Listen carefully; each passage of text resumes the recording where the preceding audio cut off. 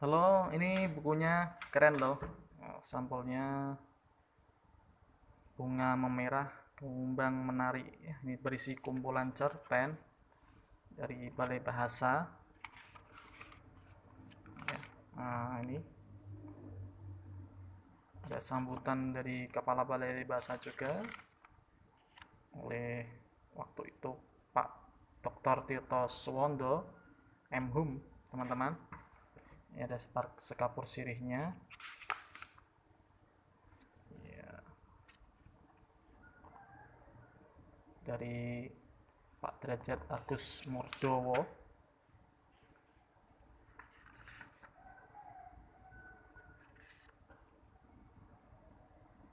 Juga skapur sirih dari kurator ya. Ada kuratornya ini, nah, Bu Utami Pancadewi.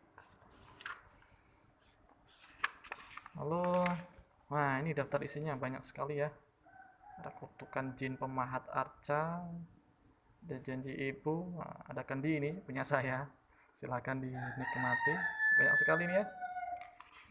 Ya, ini ada menggenggam dua surga. Ya, banyak sekali ini, silahkan. Ini bisa Bapak Ibu dapatkan di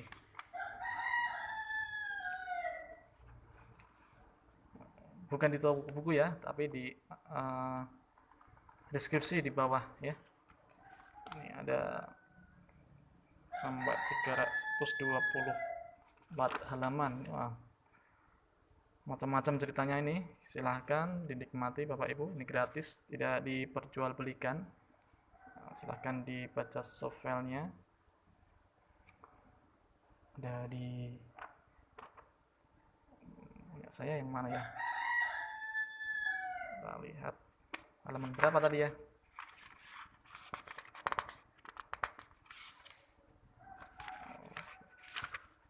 Halaman 14. Wah, ini punya saya.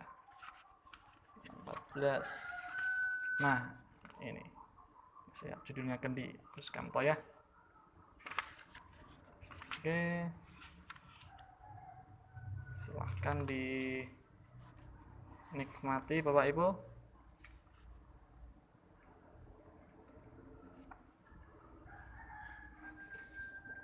Ya. Nah, ini buku kumpulan cerpen terbitan Balai Bahasa, antologi cerpen. Ada saya termasuk di dalamnya, boleh dilihat ya. Jadi silahkan diunduh ya Bapak Ibu di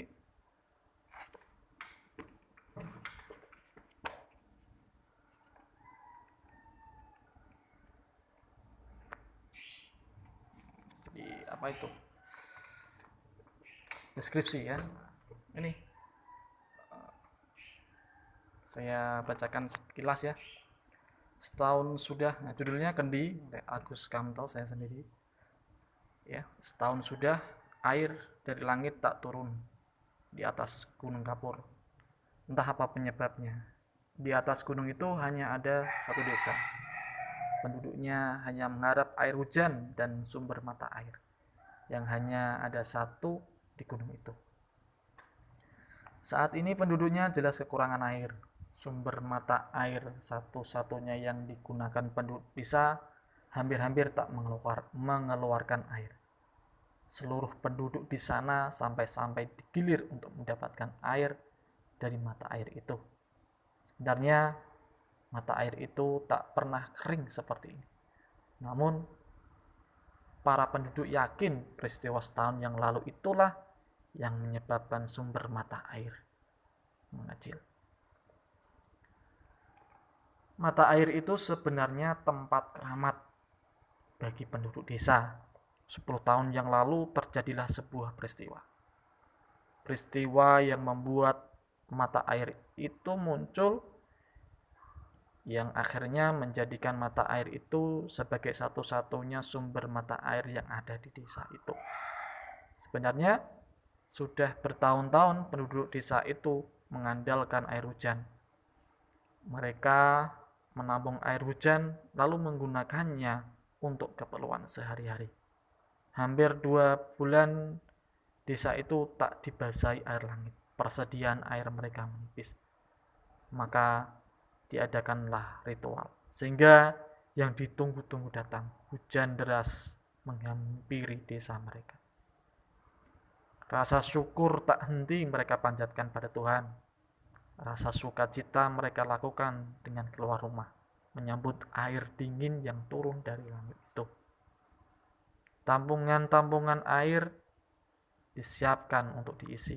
Namun, semua penduduk yang keluar rumah menyambut hujan itu spontan masuk kembali ke rumah. Mereka dikejutkan dengan suara guntur yang sangat keras. Guntur yang seolah sangat dekat dengan kepala mereka. Guntur yang seolah tak senang dengan kelakuan mereka. Kejadian aneh setelah suara guntur pun terjadi.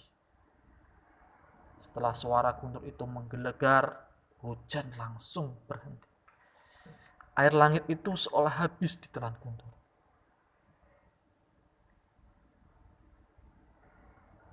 Tampungan air yang hampir penuh tiba-tiba kering semua. Suasana jadi sepi.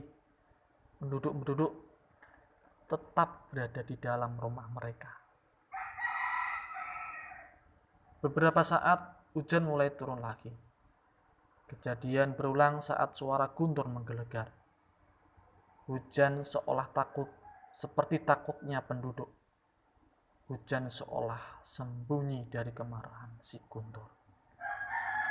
Begitu seterusnya berulang sampai beberapa kali. Seorang anak kecil bernama Wiro ketakutan di dalam sebuah rumah sendirian. Sampai pintu rumahnya dibuka seseorang dari luar. Ternyata seorang kakek berbaju putih yang muncul. Kakek Joyo namanya. Dipeluknya kakeknya. "Kakek!" teriak Wiro. Dia menangis. Kakek Joyo juga memeluk. "Sudah saatnya, Wiro," kata kakeknya sambil melepas pelukannya pada Wiro cucunya. Sudah ya, dilanjutkan sendiri, silakan di download itu di deskripsi untuk dibaca sendiri ya. Sekian dari saya, silakan dinikmati kumpulan cerpen Bunga Memerah Kumbang Menari yang terbitan Balai Bahasa Jawa Tengah. Gratis ya, tapi versi softfile, tidak boleh diperjualbelikan soalnya ya. Baik, terima kasih. Assalamualaikum warahmatullahi wabarakatuh.